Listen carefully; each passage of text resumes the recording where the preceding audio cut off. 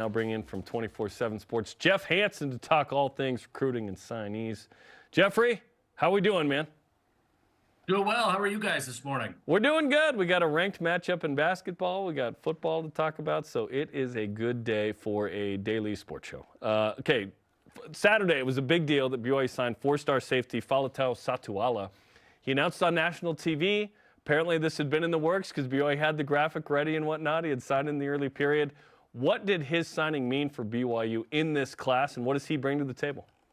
Man, it's huge. I mean, for the class, it's kind of that gold star on top of the class so far, right? I mean, there's still some more additions, I think, that we'll see from the high school ranks and certainly from the transfer portal. But the class so far, Faletau, he really is that gold star. He's the cherry on top. It's a huge deal. I first saw Faletau play live. I think it was his playoff game his junior season. They ended up losing to Orem. There were some really special players on the field at that time, guys who ended up at Oregon and some other big schools. And without a doubt, Faletau Satuala was the best athlete on the field that game. And when I watched him, it was like, whoa, that's a guy, he's a difference maker. He has a presence about him that reminds me of when I covered Puka Nacua at Orem High School. I mean, he just is that big time of a playmaker. And for now, all these years later, I think, what has it been, 18 months since I saw that game, for BYU to sign Faletau Satuala, to add him to this mix of really talented players that Jay Hill's putting together on the defensive side of the ball, it's a huge deal. I mean, think of what Puka Nacua brought to BYU. I think this is the defensive version of that type of impact for BYU. And really, right away, I think he has the ability to impact the defense almost immediately after he gets on campus. The Big 12 is now 16, so we already got a math issue right out of the gate. Your service has BYU with the 7th best recruiting class, 7 out of 16. Why so high?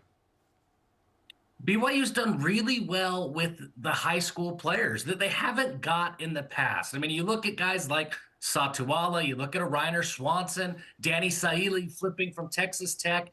BYU's done really well with the junior college and high school players. There's been, I think there's a couple of factors there that play into that. There's been a lot of attention nationally on the transfer portal. And if you look at what Jay Hill has done, he added a bunch of transfers last year as he kind of like mixed and matched and figured out what his roster needed to look like.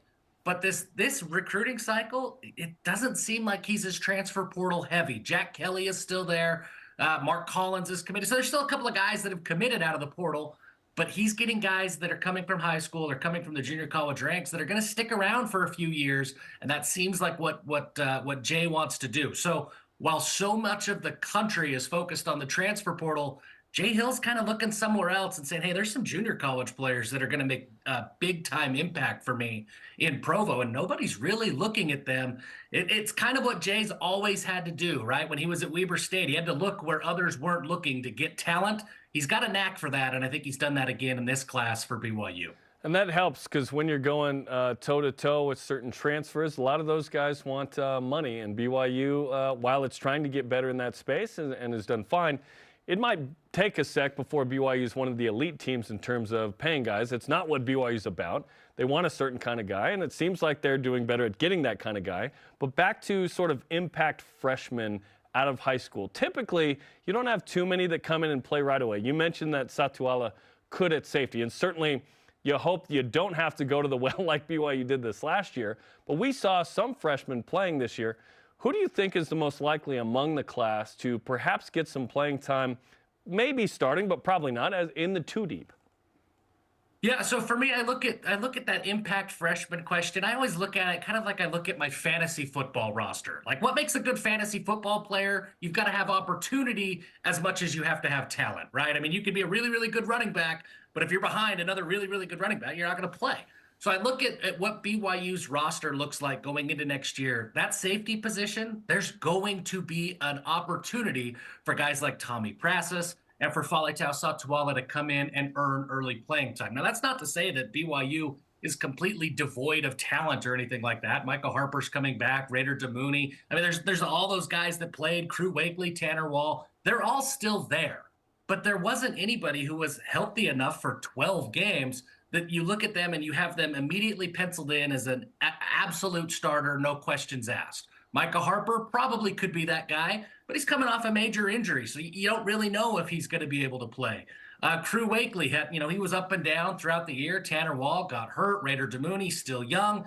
There's going to be opportunities for Satuala and Prasis to earn early playing time, and I think that Tommy Prasis, especially as a free safety, where BYU has so many strong safeties in the room right now, I think that Tommy, he's going to have a chance to earn early reps. And then when Falitau gets here in the summer, he's just such a special athlete. It's going to be really hard for Jay Hill to keep him off the field. Now, what does he do physically? Falitau could end up moving up and playing linebacker. He can play any number of different positions, but I think his athleticism, Jay Hill's going to have a hard time keeping him on the sideline. Jeff Hansen, 24/7 Sports. All right, now let's talk about the question everyone wants answered. In the arms race with Utah, now that BYU and Utah are back in the same conference, and the Utes have had 13 years of recruiting to a P5, and BYU has had 1. This recruiting class that you've ranked 7th in the Big 12, how does it stack up against the rivals to the north? And how long will it take for BYU to catch, if not pass, in their overall recruiting efforts with Utah? Yeah, so Utah still, they don't have the quantity that BYU has right now in the class of 2024, but they still probably have a higher quality player right now, just broadly speaking across the board. So BYU still has work to do. There's no sense in trying to hide behind that. What I think BYU learned this year is with a guy like Satuala, with Ephraim Asiata, some of these other players, Kinilau Fonahema, that BYU was able to win the head-to-head battle against Utah. I think that this coaching staff gained some confidence. And I think that's the biggest thing that has been missing in the equation of BYU versus Utah on the recruiting trail. Yes, BYU, they haven't been Power 5 and Utah has. Yes, Utah has more resources and all of those things. All of that is still true, but that's going to just naturally and organically even itself out. One, Utah, I think, has to adjust how they've done things. They're not going to be able to do things the exact same way in the Big 12. So they're learning and they're adjusting, and so is BYU. So I'm not worried about that aspect of it. The biggest gap is that when Kyle Whittingham and his coaching staff go and they sit into a living room with a recruit, they don't feel threatened by BYU, or at least they haven't over the course of the last decade and change. I think that changes with this class because BYU won some head-to-head battles, and this coaching staff, Kalani, Jay, really, Aaron Roderick, the entire staff knows that, hey, we don't have to be scared of Utah anymore. We can beat them head-to-head. And if they lose, there's still other talent that they could go and get. You heard Kalani talk about it a little bit on signing day, that they learned that, hey, they don't have to shy away from the big boys. They found a pitch that works. And when they flip guys from Stanford, or they flip guys from Texas Tech, and they beat Utah head-to-head, that's a big deal. That this coaching staff needs confidence too. And I think this coaching staff got a whole lot of confidence that they can now parlay into a better class in the future. If you're scared by a dog, that's what I say. Okay, where does BYU need to hit the portal ahead of next season? Yeah, quarterback is obvious. They did pick up a commitment from Gary Bohannon. I like that commitment for BYU. I think that he brings something different than what Keaton Slovis brought last year, and it really is mental. Keaton Slovis came in and was immediately the starting quarterback.